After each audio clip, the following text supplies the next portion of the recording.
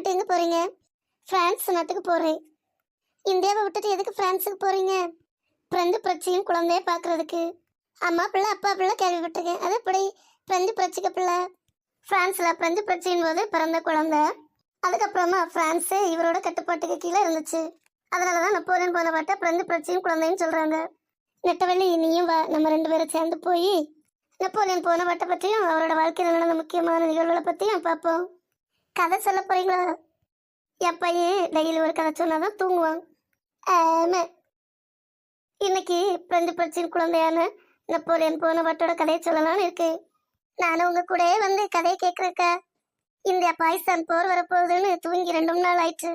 உங்க கதையை கேட்டாலாவது தூக்கம் வருவான்னு பார்ப்போம். சீக்கிரமா கதையை ஆரம்பிங்க. பிரெஞ்சு பிரச்சையின் குழந்தை என அழைக்கப்படும் நெப்போலியன் போனபார்ட் மத்திய தரைக்கடலில் உள்ள கார்சிகா தீவில் பிறந்தார். என்ன மாதிரி சின்ன பிள்ளையிலே ரொம்ப பேராற்றல் பெற்று விளங்கினார். துணிவு, தன்னம்பிக்கை, கற்பனை திறன், ஆற்றல், ஆண்மை, விரிந்த பொது நலன் ஆகியவற்றின் மொத்த உருவமாக விளங்கினார். பிரெஞ்சு பிரச்சையின் போது அதிக ஈடுபாடு கொண்டிருந்தார். பிரெஞ்சு ராணுவத்தில் சாதாரண படை வீரராக சேர்ந்த நெப்போலியன் உலகம் போற்றும் சாதனைகளை உருவாக்கும் ஆற்றலை படிப்படியாக வளர்த்து கொண்டார். தனது பேராற்றலின் விளைவாக பிரான்ஸ் நாட்டின் பேரரசராக உயர்ந்தார். போர் முறையில் அவர் காண்பித்த திறமையாலும் சுறுசுறுப்பாலும் ஐரோப்பாவில் தனது எதிரிகளை எல்லாம் முறியடித்தார். ஐரோப்பாவை ஆட்டிப்படைக்கும் ஆற்றல் பெற்றவராக விளங்கினார். ஆனால் இறுதியில் புரட்சி கருத்துக்களை புறக்கணித்ததாலும் தனது ஆற்றல் ஆதிக்கத்தை நிலைநிறுத்த தேவையற்ற போர்களில் ஈடுபட்டதாலும் மக்களிடம் மதிப்பிழந்து வீழ்ச்சியடைந்தார். மத்திய தரைக்கடலின் கார்சிகா தீவின் தலைநகரான அஜாசியோவில் ஒரு சாதாரண நடுத்தர குடும்பத்தை சார்ந்த கார்லோ போனபார்ட் லடிசியா ரமோலினி என்பவர்களுக்கு 4வது மகனாக 1769 ஆகஸ்ட் 15 பிறந்தார். நம்ம நாடு சுதந்திர அன்னைக்கு தான் பிறந்திருக்காரு. அப்போது கார்சிகா தீவு பிரெஞ்சு ஆளுமைக்கு உட்பட்டிருந்தது. நெப்போலியன் தனது 6வது வயதில் கார்சிகாவில் உள்ள ஆரம்ப பள்ளியில் படிப்பை தொடங்கினார். அப்போதிருந்த நெப்போலியனிடம் துணிச்சலும் அஞ்சாமையும் வளர்ந்து வந்தன. நெப்போலியனுக்கு 10 வயசு இருக்கும்போது கார்சிகாவில் உள்ள பிரெஞ்சு ஆளுநர் மார்போ என்பவரின் பரிந்துரையின் பேரில் பாரிஸுக்கு அருகில் உள்ள பிரைன் என்ற இடத்தில் இருந்த இராணுவ பள்ளியில் சேர்க்கப்பட்டார். இராணுவ பள்ளியில் படிக்கும்போது பல்வேறு வரலாற்று நூல்களை படித்தார். எல்லா பாடங்களிலும் முதன்மையாக தேறினார். அப்போதிருந்த இராணுவத்துறையின் மூலம் புகழ் வர விரும்பினார். 1779 முதல் 1784 வரை பிரைனில் 5 ஆண்டு பயிற்சியை முடித்த நெப்போலியன் இறுதித் தேர்வில் முதன்மையாக தேறினார். எனவே பாரிஸில் உள்ள இராணுவ கல்லூரியில் ஓராண்டு கால மேற்படிப்புக்காக அனுப்பப்பட்டார்.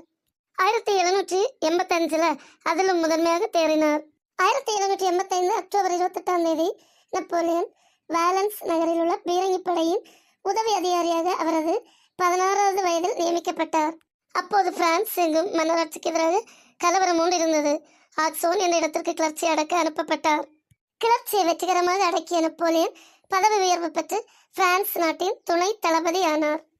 போர் வெற்றி நாடு என்ற இரும்பு திரைக்குள்ளும் ஒரு காதல் துளிர்விட்டிருந்தது. போர் நாடு அரசாட்சி என்ற ஒரு பக்கம், காதல் மனைவி என்ற இன்னொரு பக்கம் என ஒரு நாணயத்தின் 2 பக்கமான நெப்போலியனின் வாழ்க்கையின் மற்றொரு பக்கத்தையும் பார்ப்போமா? அரசாங்கம் நிறைய புரட்சிகளை செய்கிறது. நீல புரட்சி, வெள்ளை புரட்சி, பசுமை புரட்சி, இப்படி பல நிறங்களில் அரசாங்கம் புரட்சிகள் செய்யும். ஆனால் தற்போது தேவையோ சிவப்பு புரட்சி.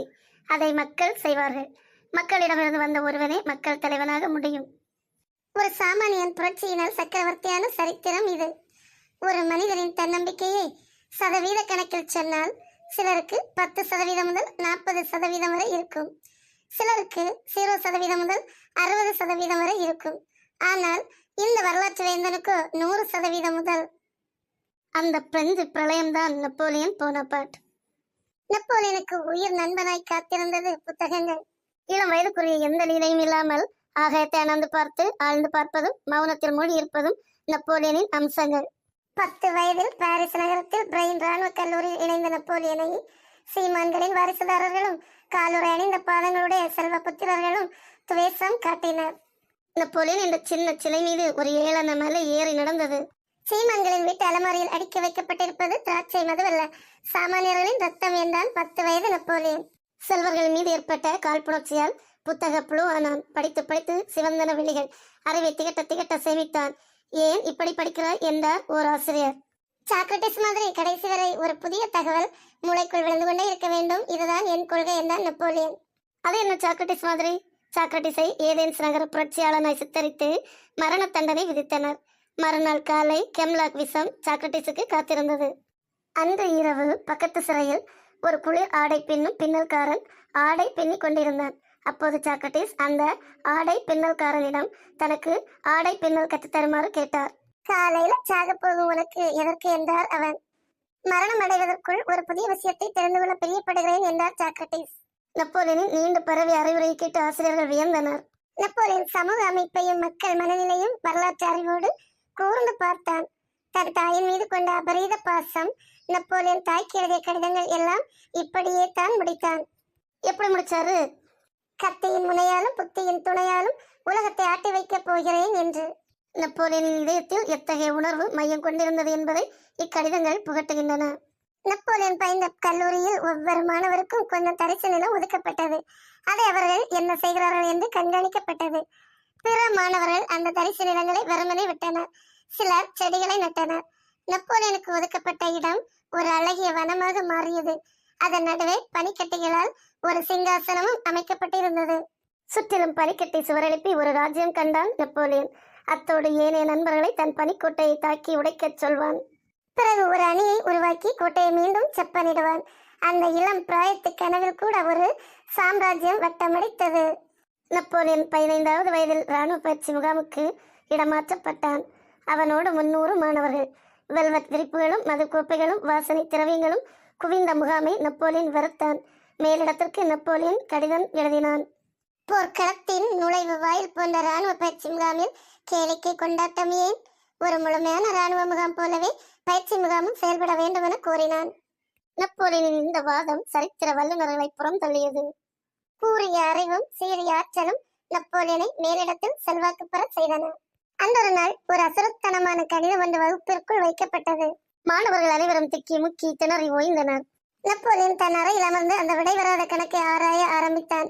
1 மணி நேரம், 2 மணி நேரம், 10 மணி நேரம், 20 மணி நேரம் என்று போய் 72 மணி நேர போராட்டத்திற்கு பின் தீர்வு கண்டான் நப்போலியன். அந்த கணக்கிற்கு கணித வரலாற்றில் நியூட்டன் தியரி என்பது போல நப்போலியன் கணக்கு என்று பெயரிடப்பட்டது. அப்போது ஆக்சோஸ் என்னும் ஊரில் மக்கள் கழகம் ஒன்று உருவானது. அதை அடக்க பயிற்சி பெற்ற வீரர்கள் அனுப்பப்பட்டனர். கழகம் அடக்கு முகாமில் குவிந்த வீரர்கள் இரவு நேரங்களில் ஆங்கே வரும் ஒரு நடன அழகியின் நெளிவுகளில் சுருண்டு கிடந்தனர். நப்போலியன் மற்றும் இரவு விளக்கில் புத்தகங்களோடு வாழ்ந்து கொண்டிருக்க அந்த நடன அழகி நப்போலியனை ஏளனம் செய்து வந்தாள். 2 ஆண்டுகள் சென்று ஒரு படை சேனாதிபதியாக அதே ஊருக்கு வந்தார் நப்போலியன். அந்த நடன அழகியின் இருப்பிடம் விசாரித்து அங்கே சென்றார். ஆக்சோஸ் நகரில் கழகம் அடக்க வந்த வீரர்களில் நப்போலியன் என்ற வீரனை உனக்கு நினைவுள்ளதா என்று அந்த நடன அழகியை கேட்டார். ஓ, அந்த ஆண்மையற்ற வீரனை நன்றாக நினைவுள்ளது என்றாள் அவள். அப்போது உன்னிடம் அவன் ஆண்மையை நிரூபித்துக் கொண்டிருந்தால் இந்த படைக்கு இன்று அவன் தலைவனாகி இருக்க மாட்டான் என்று நகர்ந்தார் நப்போலியன். நப்போலியன் ஒன்றை மட்டும் சரியாக கணித்தார். இந்த கலகக்கார மக்களுக்கு பிரிட்டிஷ் ஆட்சி முறை அமைப்பின்படி சட்டம் வரைந்து ஆண்டால் மட்டுமே ஆட்சி செய்ய முடியும் என்று. நப்போலியனோட வாழ்க்கை வரலாற்று கதையை அடுத்த பாகத்துல பார்ப்போமா? ஃப்ரெண்ட்ஸ், இந்த வீடியோ பிடிச்சிருந்தா லைக் பண்ணுங்க, ஷேர் பண்ணுங்க, சப்ஸ்கிரைப் பண்ணுங்க. மறக்காம உங்க கமெண்டை கமெண்ட் பாக்ஸ்ல போடுங்க. Please like, share and subscribe my channel. Thank you friends.